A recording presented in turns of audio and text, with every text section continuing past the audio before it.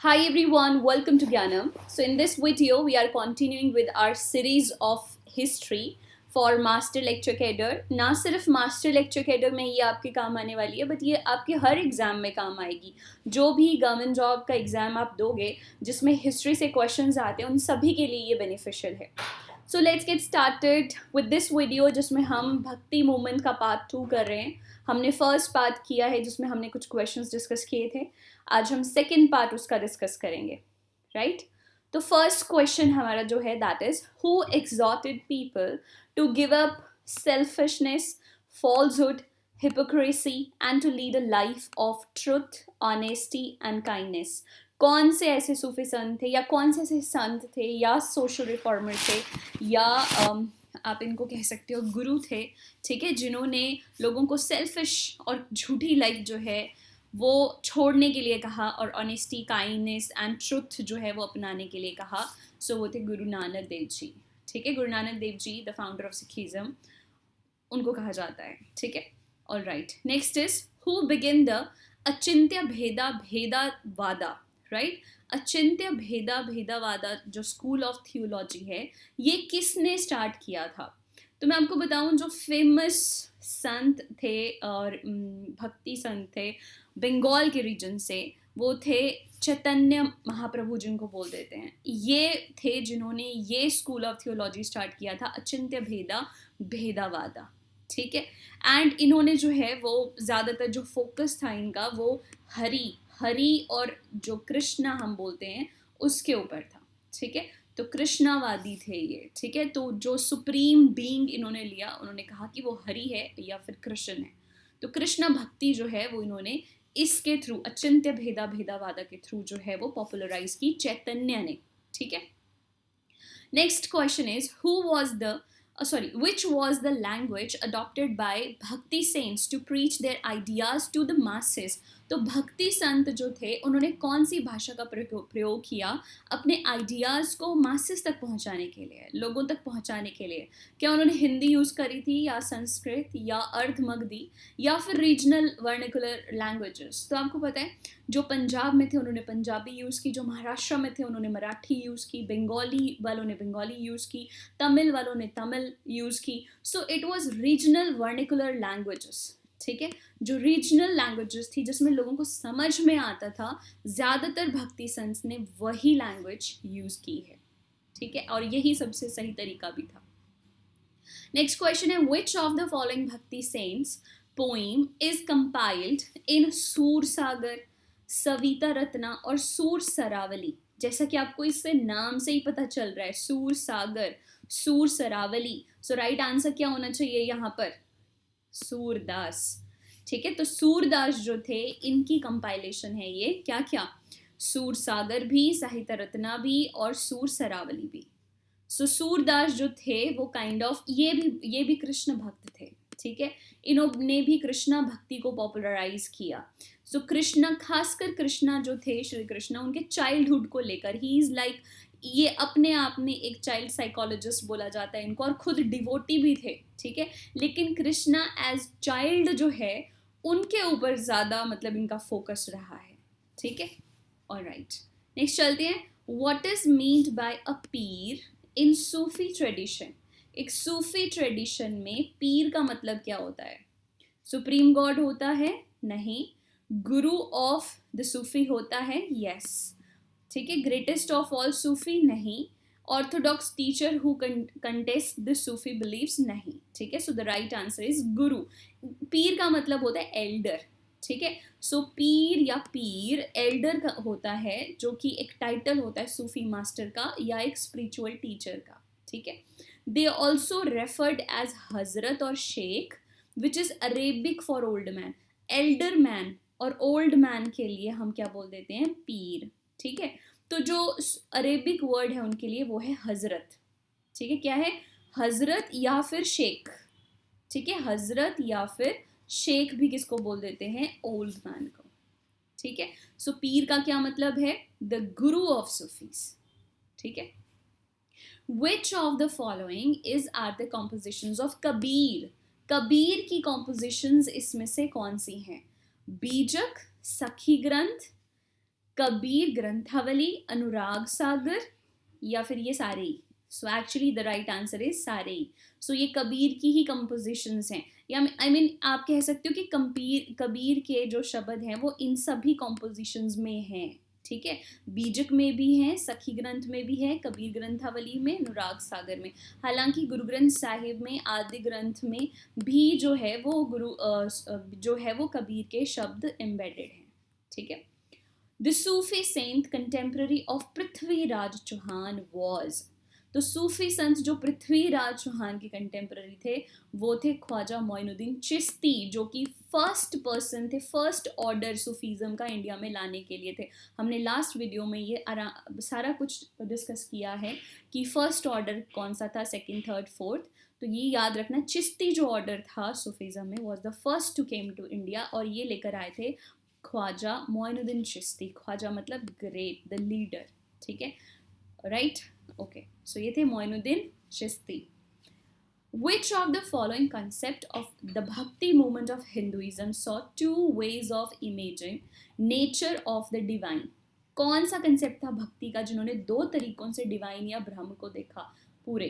ठीक है, सो ये था निर्गुण और सगुण. ये लास्ट वीडियो में भी हमने डिस्कस किया था निर्गुण और सगुण का. निर्गुण का मतलब होता है फॉर्मलेस.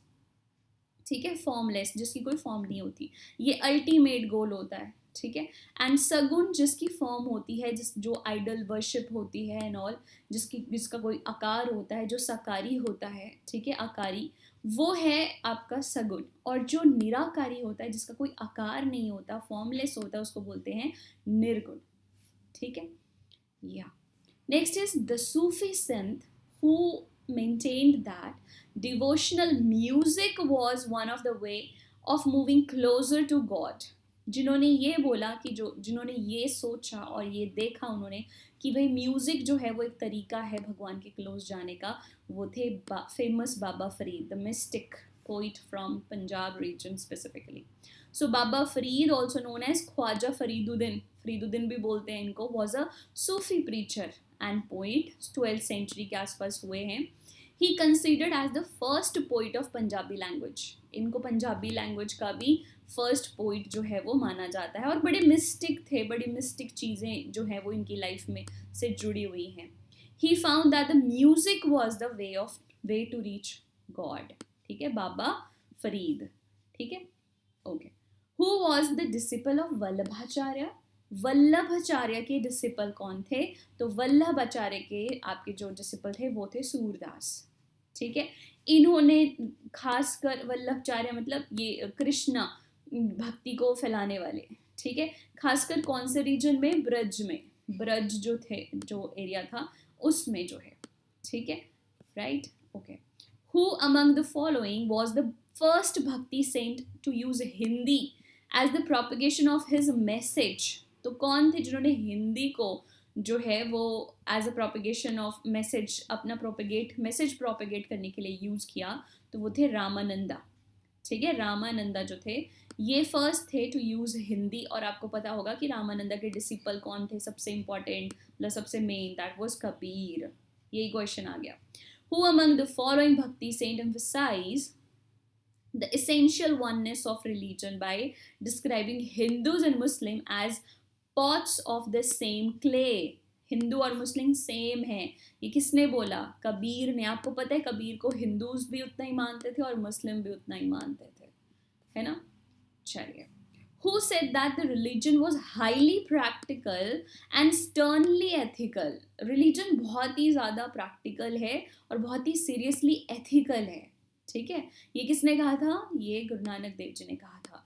तभी उन्होंने जो प्रैक्टिसेस होती हैं ना उनको सुधारने की कोशिश की. बहुत सारी इवन जब वो बहुत छोटे बच्चे थे गुरु नानक, तब से लेकर, यानी बहुत छोटे बच्चे, उनको आपने सुना होगा जब वो बहुत ही छोटे थे और उनको जनेऊ पहनाया जा रहा था तो उन्होंने चैलेंज किया था उस रिचुअल को कि भाई धागे का जनेऊ क्यों पहना रहे हो, गुड़ों का जनेऊ पहनाना है तो पहनाओ. प्रैक्टिकल है ना. जब हरिद्वार में लोग सूरज को अपने पितरों को अर्घ दे रहे थे तो वो पंजाब की तरफ खड़े होकर अपने खेतों की तरफ अर्घ दे रहे थे. उन्होंने कहा कि अगर आपका पानी सूरज तक, अपने पितरों तक पहुंच जाएगा तो मेरा पानी यहाँ से पंजाब क्यों नहीं पहुंच सकता, वो तो नज़दीक है. यानी प्रैक्टिकली वो सिखाते थे लोगों को, प्रैक्टिकल जो है वो क्या होना चाहिए, अंधविश्वास की तरफ ना जाओ। और वैसे भी जब गुरु नानक देव जी थे उस समय, या फिर बाकी के भक्ति संत भी थे उस समय, बहुत ज़्यादा सुपरस्टिशन फैला हुआ था सोसाइटी में, ठीक है। Which of the following bhakti saints of Krishna is a yogi and a lover? तो आपको पता है कौन है, मीराबाई, ठीक है। मीराबाई जो है वो खुद भी, और उनके खुद की पोइम्स में भी कृष्णा को भी योगी और लवर बताया गया है। एंड हर सेल्फ उन्होंने बोला कि वो अगर कृष्णा योगी है तो वो योगिनी है, ठीक है। एंड स्पिरिचुअल मैरिटल ब्लिस में वो अपने आप को कृष्ण के साथ ही देखती थी हमेशा, ठीक है, कृष्ण के साथ ही। डन, दैट वॉज मीराबाई, है ना।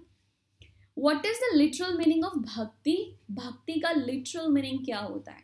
तो भक्ति का literal meaning होता है salvation, छूटना, सब चीज़ों से छूट जाना, बंधनों से छूट जाना, ठीक है, अब harmful चीज़ों से छूट जाना, ठीक है, that is called salvation, right? तो भक्ति का literal meaning होता है salvation.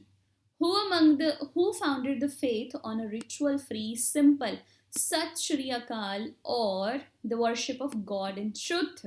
ये किसने फेथ में कहा था आपने? ऑब्वियसली किसने कहा था? गुरु नानक देव जी ने, है ना, Sat Shri Akal. Sufi sect originated and developed in, जो सूफी सेक्ट है वो बेसिकली नाम ही है सूफी, है ना, सूफी इस्लाम का वर्ड है। तो सूफी सेक्ट जो है वो ओरिजिनेट और डेवलप किस में हुआ? पहले इस्लाम में, कहा जाता है प्रॉफिट मोहम्मद के टाइम से ही हो गया था, है ना। Alright, name the famous Sufi saint whose mausoleum was erected at Fatehgarh Sikri, मतलब टॉम, ठीक है, इनका जो टॉम है वो फतेहगढ़ सिकरी में है। ऐसे कौन से फेमस सूफी संत थे? तो वो थे शेख मोइनुद्दीन चिश्ती।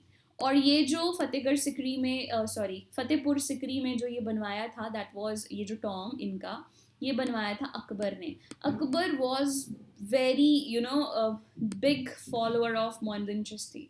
और ये चिश्ती मैंने आपको बताया, this was the first order of Sufism in India. और ये मोइनुद्दीन चिश्ती ने इस्टेब्लिश किया था लाहौर में और अजमेर वाले रीजन में, राजस्थान में, ठीक है। तो उनकी लिए जो है, उनको रिस्पेक्ट देने के लिए उनकी मेमोरी में अकबर ने बनाया था मोइनुद्दीन चिश्ती का टॉम। कहाँ पर? फतेहपुर सिकरी में।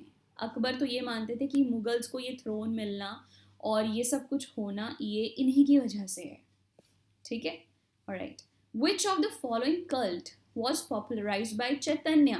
सो चैतन्य जो थे फेमस भक्ति संत, उन्होंने कृष्णा कल्ट को बहुत फेमस किया। ये बहुत बार बार आता है question, right. So these were the questions हमारे पार्ट 2 भक्ति मूवमेंट के। अगली वीडियो में जो है वो हम और कुछ क्वेश्चंस लेकर आएंगे, not bhakti movement but some other topic के क्वेश्चंस। अगर आपको क्वेश्चंस पसंद आ रहे हैं तो कमेंट सेक्शन में ज़रूर लिखो if you want us to continue this series. Thank you so much and all the best.